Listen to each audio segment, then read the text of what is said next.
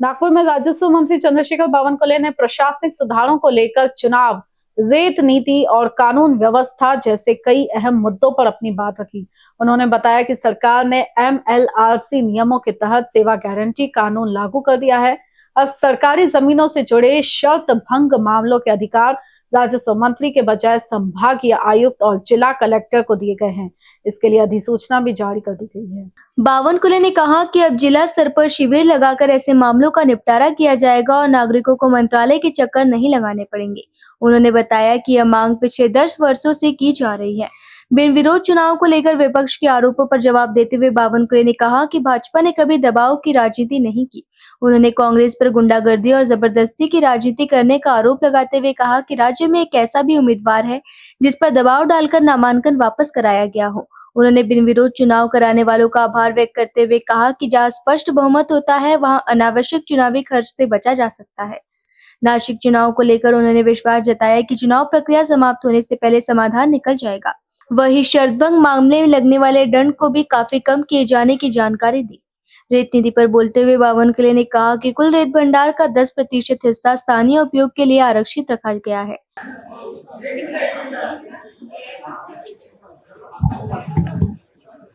आज शासनाने MLRC कोडच्या 66 मध्ये कलम 37(1) मध्ये 37(अ) मध्ये सुधारणा केली आहे। या सुधारणेमुळे ईज ऑफ डुईंग बिझनेस सेवा हमी कायद्याचा अवलंब करून राज्यातील ज्या जमिनींचे ज्या घराच्या प्रॉपर्टीचे शर्तभंग झाले आहेत आणि शर्तभंग झाल्यामुळे ज्या जमिनी शासन जमा होणार आहेत अशा जमिनी शासन जमा न होता ज्यांच्याकडे आहेत त्यांना त्या जमिनी राहाव्या म्हणून शर्तभंगाचे जे अधिकार आहे जे शासनाकडे होते, महसूल मंत्र्याकडे होते, ते अधिकार आता विभागीय आयुक्त आणि जिल्हाधिकाऱ्याला देण्यात आलेले आहे। त्याची अधिसूचना आज आम्ही प्रकाशित केली आहे।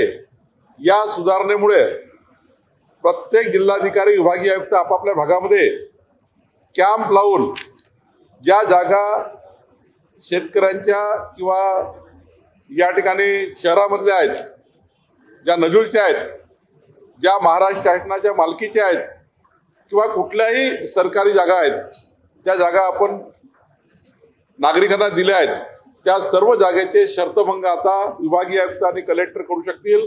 यानंतर मंत्रालयामध्ये कुणालाही यावं लागणार नाही।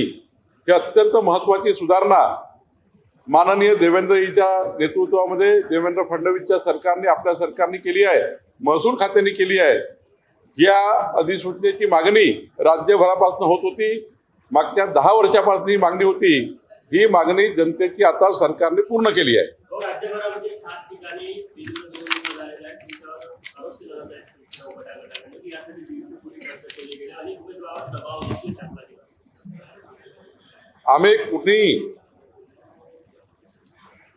आम्ही कुणीही कधी दबावाचं राजकारण केलं नाही। गुंडागर्दी, दबावाचं राजकारण 65 वर्ष काँग्रेस पार्टीने केलं। मधल्या काळात उबाटा आणि त्या ठिकाणी या लोकांनी प्रचंड सरकारचा वापर करून गुंडाईशाहीच्या माध्यमातून निवडणुका लढल्या। या राज्यामध्ये एक तरी मतदार दाखवा किंवा एक तरी उमेदवार दाखवा ज्याच्यावर आम्ही या ठिकाणी जोर जबरदस्ती केली आहे। काहीतरी आपले लोक आपल्याला सांभाळता येत नाही आणि म्हणून लोकांवर आरोप करायचा।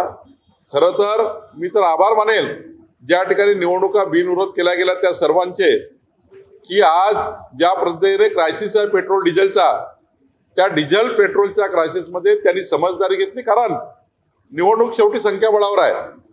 नागपूरची निवडणूक सुद्धा 580 बीजेपी आणि 260 MUA कशी निवडणूक होणार आहे? एकतर्फीच आहे।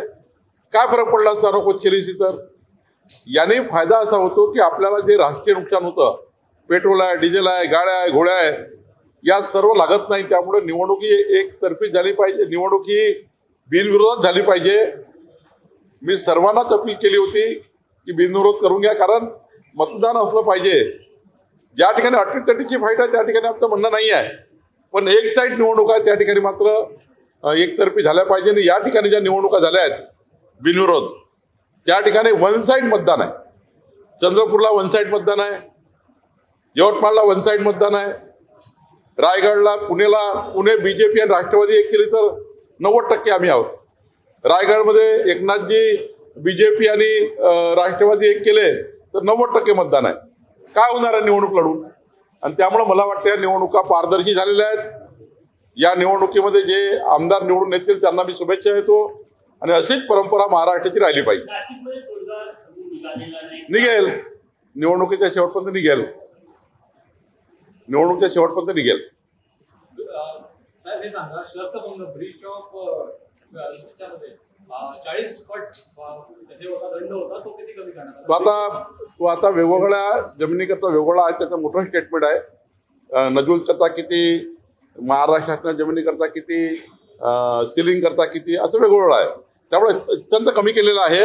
आता कलेक्टरकडे जाऊनच शर्तभंग रेग्युलाइज होतात, मंत्रालयाची याची गरज नाही. घरकुल और निजी निर्माण कार्यों के लिए 600 रुपए प्रति ब्रास की दर में रेत उपलब्ध कराई जाएगी। उन्होंने कहा कि अगले 5 वर्षों में प्राकृतिक नदी की रेत का उपयोग बंद कर कृत्रिम रेत यानी एम सैंड को बढ़ावा दिया जाएगा। इसके लिए हर जिले में स्टोन क्रशर लगाने का आह्वान किया गया। उन्होंने यह भी बताया कि नागपुर जिले की बंद पड़ी पत्थर खदानों में कोराडी और खापरखेड़ा बिजली परियोजनाओं की राख डालकर गड्ढों को भरा जाएगा और बाद में वहां वृक्षारोपण कर ग्रीन जोन विकसित किया जाएगा। उम्मीदवारी वापस लेने वाले प्रत्याशियों को धन्यवाद देते हुए बावनकुले ने कहा कि उन्होंने अपनी परिस्थितियों के अनुसार निर्णय लिया है। उन्होंने यह भी कहा कि जिन लोगों को भाजपा और महायुति की विचारधारा पसंद है वे उनके साथ आ सकते हैं। कांग्रेस नेता नाना पटोले को जन्मदिन की शुभकामनाएं देते हुए बावनकुले ने उन्हें स्वस्थ और दीर्घायु जीवन की कामना की। कामठी में सामने आए महिला मामले पर उन्होंने पुलिस अधीक्षक हर्ष पोद्दार और उनकी टीम की सराहना करते हुए कहा कि यह गंभीर अपराध है और पुलिस ने सराहनीय कार्रवाई की है। वहीं कॉकरोच पार्टी विवाद पर उन्होंने कहा कि आंदोलन के बाद इस विषय पर चर्चा की जाएगी। साथ ही उन्होंने एक बार फिर दोहराया कि हालिया चुनावों में किसी प्रकार का दबाव, गैर व्यापार या जबरदस्ती नहीं हुई है। दरगाह कामठी में है, वहाँ पर दूसरे राज्य से एक महिला दर्शन करने आई थी। उनके साथ जो 3-4 लोग मिलकर दुर्व्यवहार किया है वो पुलिस ने पकड़ा है। बहुत जटिल केस थी और कठिन भी केस थी, लेकिन उसको ढूंढ के निकालना, उस पीड़ित महिला को दूसरे राज्य से उनका बयान लेना और कड़ी कार्रवाई करना, इसमें और आगे की कड़ी पुलिस तपास कर रही है, इंक्वायरी कर रही है।